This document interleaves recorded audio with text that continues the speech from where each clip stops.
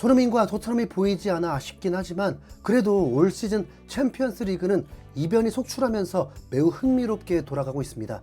지난 새벽에 있었던 8강 2차전에서 두 경기 모두 대반전이 일어나면서 예상치 못한 결과로 전 세계 축구 팬들을 흥분시킨 건데요. 먼저 도르트문트와 아틀레티코의 2차전은 홈팀인 도르트문트가 무려 4골을 폭발시키면서 4대2로 승리를 거뒀습니다.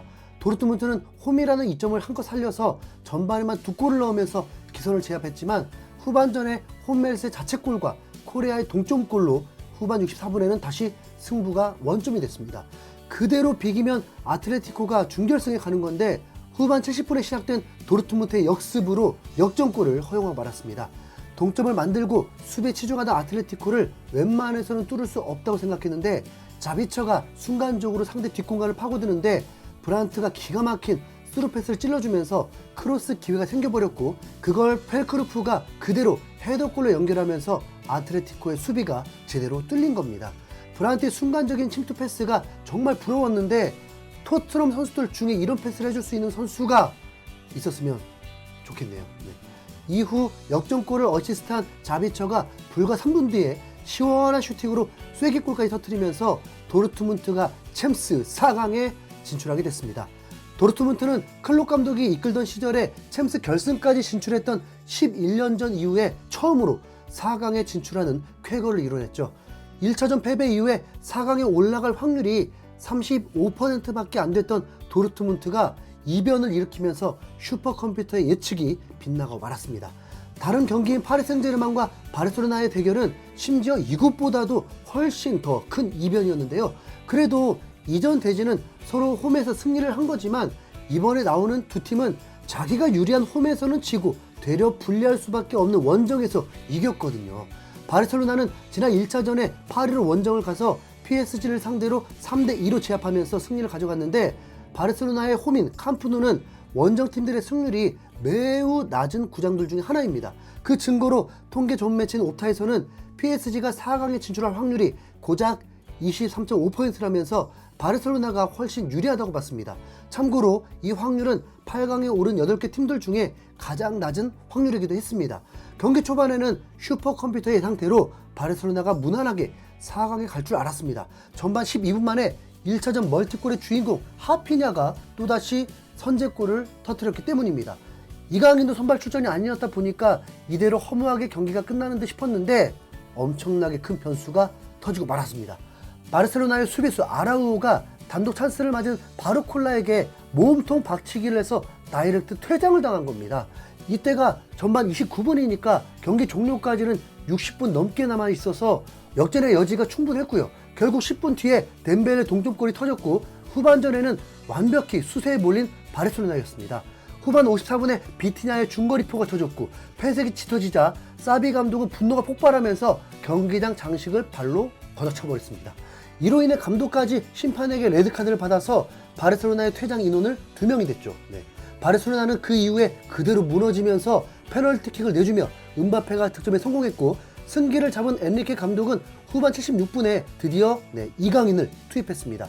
그대로 경기가 끝나면 파리가 4강에 진출하는 상황에 바르셀로나는 수적 열세도 불구하고 어쩔 수 없이 공격을 하러 올라올 수밖에 없었는데 그러다가 후반 88분에 파리 생제르맹의 역습으로 음바페에게 추가골까지 허용하면서 최종 4대1로 PSG가 승리하게 되는데요. 바르셀로나와 파리 생제르맹은 자기들 홈에서는 지고 이상하게 원정에서는 승리를 거두면서 재미면에서는 누구도 예측하지 못했던 대반전의 연속을 만들어냈습니다. 이강인은 패스 성공률을 100%였지만 이미 승리가 거의 확정된 상황에 투입됐다 보니까 결정적인 플레이는 없었습니다. 그래도 결과적으로는 PSG로 이적한 첫 시즌에 챔피언스리그 준결승까지 진출하면서 손흥민 이후 챔스 4강에 진출한 첫 한국인으로 이영표, 박지성, 손흥민 이후 4번째로 챔스 준결승에 진출한 한국 선수가 됐습니다. 상대는 바로 도르트문트로 정해졌는데 이 두 팀은 조별리그 때 같은 F조로 파리 생제르맹이 1승 1무를 거둔 전적이 있습니다. 그러면 손흥민 이후에 챔스 결승까지 가는 최초의 선수가 이강인이 될 수도 있죠.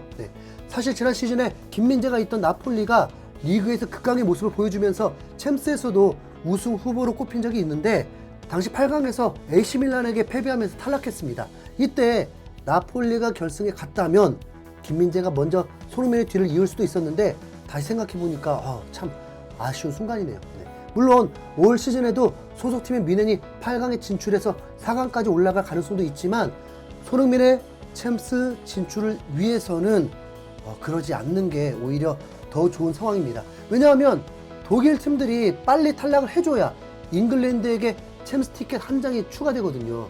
다음 시즌 챔스 참가팀이 36개로 늘어나면서 올 시즌 성적이 가장 좋은 상위 2개 리그에 본선 티켓 한 장씩이 주어지는데 기준은 UEFA 주간 대회에서 얻은 포인트로 참가한 리그의 평균 성적이 높아야 합니다. 현재 리그 포인트 1위는 이탈리아인데 유럽 대항전에 총 7팀이 참가해서 4팀이 살아남아서 웬만하면 1위가 확정입니다. 챔스에는 총 4팀이 출전했는데 AC 밀란 제외 라치오, 나폴리, 인터밀란이 모두 16강에 진출하면서 최소 17포인트씩을 획득을 했고 유로파리그로 떨어진 AC 밀란도 8강까지는 가면서 16포인트를 확보했습니다. 처음부터 유로파로 진출했던 세 팀은 아탈란타, AS 로마, 피오렌티나인데 이 팀들이 모두 8강까지 생존을 하면서 1위가 된 겁니다. 반면 잉글랜드의 경우에는 가장 많은 팀인 8팀을 유럽 대항전에 진출시켰지만 챔스 조별리그에서 2팀이나 쪽도 못 쓰고 탈락하면서 포인트 싸움에서 매우 불리해졌습니다. 앞서 설명했듯이 각 리그 팀들의 평균이 중요한데 맨유와 뉴캐슬은 각자 조별리그 꼴찌를 하면서 포인트를 7점, 8점밖에 얻지 못해서 프리미어리그의 전체 평균을 깎아먹고 있거든요.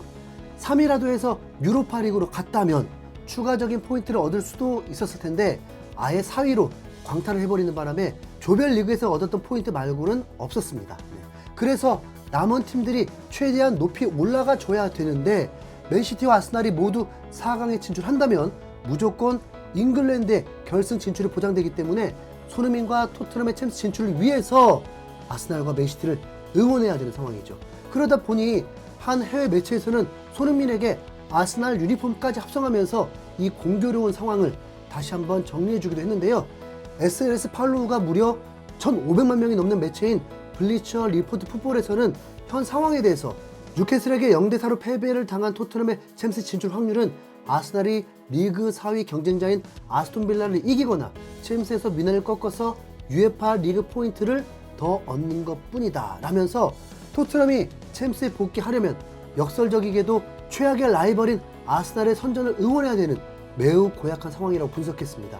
그런데 다들 아시다시피 아스날은 홈에서 아스톤 빌라에게 0대2로 완패를 당해버렸고 이제 남은 건 결국 챔스 4강 진출인데 상대팀의 미넨에는 김민재가 있다 보니까 덮어놓고 아스날을 응원하기도 좀 그렇습니다. 네. 하지만 또 내일 새벽 4시에 펼쳐지는 경기에 김민재가 아니라 나이어가 선발로 나온다는 예상이 눈에 보이니까 그냥 져버리는 게 나을 수도 있죠. 네. 아스날이 미넨을 꺾어서 나이어 실력도 까발려지고 잉글랜드도 포인트 얻어서 토트넘까지 다음 시즌 챔스에 가는 윈윈 시나리오가 이루어지기를 기대해 봅니다. 이상 흰수염고래였습니다. 감사합니다. 이강인 화이팅!